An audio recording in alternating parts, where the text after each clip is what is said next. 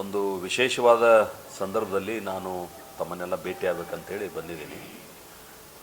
ಭಾರತೀಯ ಆಹಾರ ನಿಗಮ ಅಂತಂದ್ರೆ ಒಂದು ಚಿತ್ರಣ ಜನರಿಗೆ ಹೆಂಗೆ ಬರ್ತಿತ್ತು ಅಂತಂದ್ರೆ, ಹಳೇದು ಯಾವುದೋ ಒಂದು ಸೋರುವಂಥ ಗೋಡಾವನ, ಚೀಲ್ ಹರಿದಂಥ ಆ ಗೋಡಾವನದೊಳಗೆ ಸನ್ನಿವೇಶ, ಆ ಗೋಡಾವನದೊಳಗೆ ಎಲ್ಲೋ ಹೆಗ್ಗನ ಇಲಿ ಓಡಾಡುವಂಥ ಸಂದರ್ಭ ನಮ್ಮ ಕಣ್ಣೆದುರಿಗೆ ಬರ್ತಾ ಇರ್ತುವಂಥ ಒಂದು ಸಂದರ್ಭ ಇತ್ತು ಈ ಹಿಂದೆ.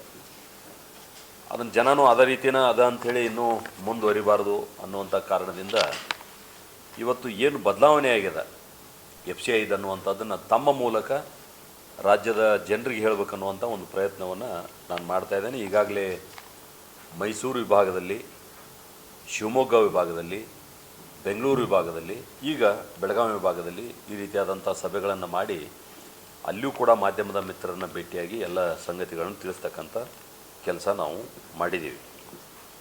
ಇವತ್ತು ನಿಮಗೊಂದು ವಿಶೇಷ ಸಂಗತಿ ಹೇಳಬೇಕಂತಂದ್ರೆ, ಬೆಳಗಾವಿ ಜಿಲ್ಲೆಯ ನಮ್ಮದೇನು ಬೆನಕನಹಳ್ಳಿ ಅದ, ಬೆನಕನಹಳ್ಳಿಯೊಳಗಿರುವಂಥ ಭಾರತೀಯ ಆಹಾರ ನಿಗಮದ ಡಿಪೋ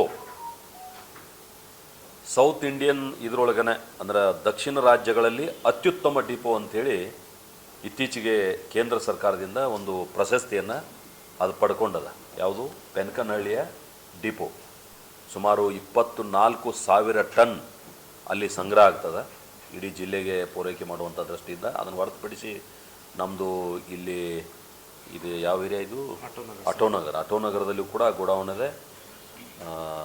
ಬೇರೆ ಬೇರೆ ಕಡೆ ಗೋಡೌನ್ಗಳಿದಾವ. ಅಲ್ಲೇ 24,000 ಟನ್ ಗೋಡೌನ್. ಆ ಗೋಡೌನ್ಗೆ ದಕ್ಷಿಣ ರಾಜ್ಯಗಳಲ್ಲೇ ಅತ್ಯುತ್ತಮ ಗೋಡೌನ್ ಅಂತಕ್ಕಂಥದ್ದು ಒಂದು ಪ್ರಶಸ್ತಿ ಕೊಟ್ಟಿರುವಂಥದ್ದನ್ನು ನಾನು ಬೆಳಗಾವಿ ಜಿಲ್ಲೆಯ ಹೆಮ್ಮೆ ಅಂತ ಹೇಳಲಿಕ್ಕೆ ನಾನು ಬಯಸ್ತೇನೆ. ಅದ್ರ ಜೊತೆಗೆ ಭಾರತೀಯ ಆಹಾರ ನಿಗಮದ ಲಾಸ್ ಏನಿತ್ತಂದ್ರೆ ಭಾಳ ದೊಡ್ಡ ಪ್ರಮಾಣ ಲಾಸ್ ಆಗ್ತಿತ್ತು. ಅಂದ್ರೆ ಖರೀದಿ ಮಾಡ್ಕೊಂಡು ತಂದು ಸ್ಟಾಕ್ ಮಾಡಿ ಆ ಸ್ಟಾಕ್ ಪಾಯಿಂಟ್ದಿಂದ ವಾಪಸ್ ಅದು PDSಗಳಿಗೆ ಹೋಗೋ ತನಕ ಸೋರಿಕೆ ಭಾಳ ಆಗ್ತಾಯಿತ್ತು.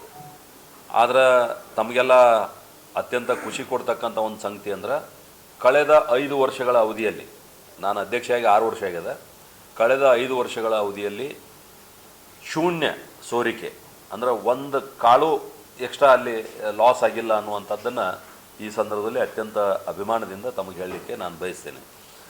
ಅಂದ್ರೆ ಅಲ್ಲೇನು ನಾವು ಗೋಡೌನ್ದಾಗ ಸ್ಟಾಕ್ ಮಾಡ್ತೀವಿ, ಸ್ಟಾಕ್ ಪಾಯಿಂಟ್ನಾಗೂ ಲಾಸ್ ಇಲ್ಲ, ಅಲ್ಲಿಂದ ಟ್ರಾನ್ಸ್ಪೋರ್ಟೇಷನ್ದಾಗೂ ಲಾಸ್ ಇಲ್ಲ, PDSಗೆ ಹೋಗೋ ತನಕನೂ ಪೂರ್ಣ ವ್ಯವಸ್ಥಿತವಾಗಿ ಏನು ತೂಕದ ತೂಕ ಹೋಗ್ತದೆ.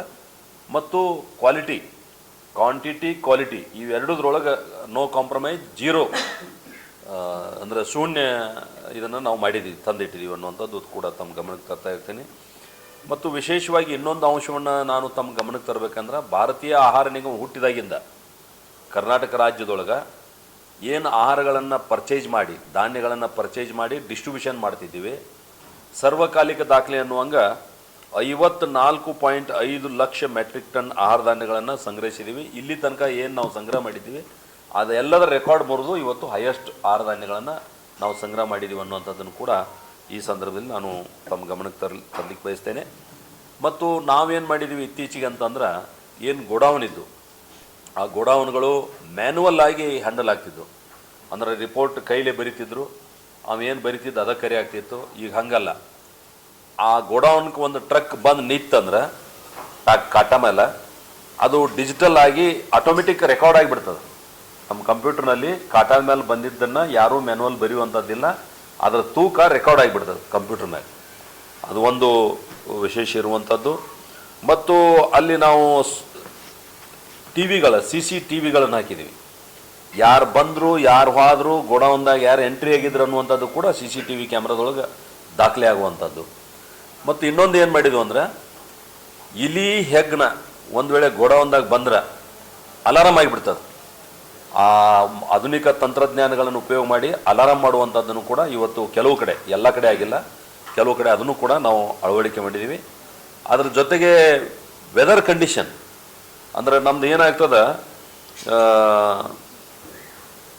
ಸ್ಮಾರ್ಟ್ ವೇರ್ಹೌಸ್ ಅಂತ ಕರಿತೀವಿ ಅದನ್ನು. ಯಾವುದು ಇವೆಲ್ಲ ಇಲಿ ಹೆಗ್ಗಣ ಬಂದಿದ್ದಕ್ಕೆ ಸೌಂಡ್ ಮಾಡುವಂಥದ್ದು ಇರ್ಬೋದು, ಮತ್ತು ವೇಬ್ರಿಡ್ಜ್ ಮೇಲೆ ಗಾಡಿ ಹೋದ ಕೂಡಲೇ ತೂಕ ಎಂಟ್ರಿ ಆಗುವಂಥದ್ದು ಇರ್ಬೋದು, CCTV ಕ್ಯಾಮ್ರಾಗಳ ಮೂಲಕ ದಾಖಲೆ ಮಾಡುವಂಥದ್ದು ಇರ್ಬೋದು, ಮತ್ತು ಅಲ್ಲಿ